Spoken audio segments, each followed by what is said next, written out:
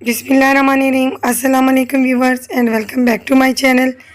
आज मैं आपके लिए लेके आई हूँ मैंगो फ्रूटी की रेसिपी जो बहुत ही मज़ेदार बनती है।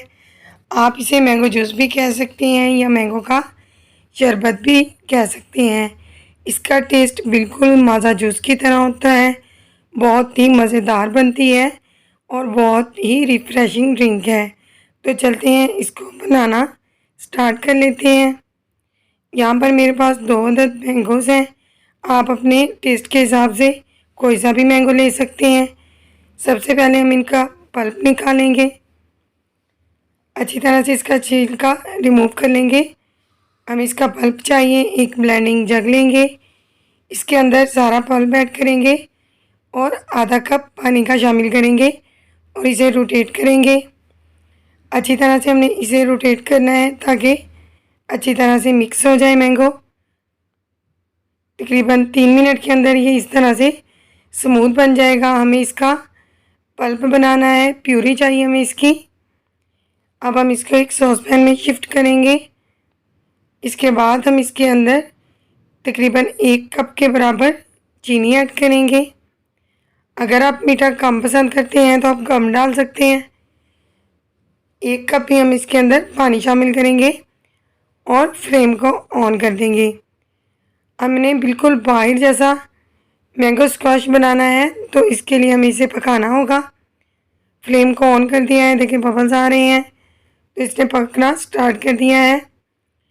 चम्मच को हम बराबर हिलाते जाएंगे ताकि ये बॉटम से ना लगे। अच्छी तरह से हम इसे मिक्स करते जाएंगे।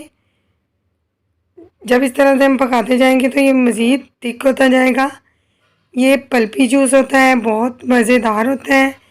गर्मियों में इसे ज़रूर ट्राई करें, ये बहुत ही रिफ़्रेशिंग होता है।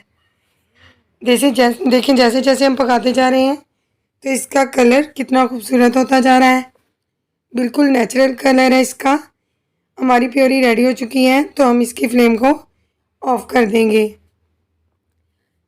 एक बाउल में हम इसे शिफ्ट कर देंगे। रूम टेम्परेचर पे मैंने इसे ठंडा कर लिया है। आप इसकी थिकनेस चेक कर सकते हैं, बिल्कुल मार्केट जैसा हमने मैंगो जूस बनाया है तो इस तरह से इसकी थिकनेस होनी चाहिए।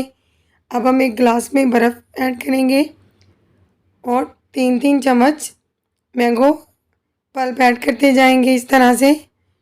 इसके बाद हम इसके अंदर ठंडा पानी ऐड करेंगे और अच्छी तरह से मिक्स कर लेंगे तो हमारा माज़ा जूस जो है वो रेडी हो जाएगा।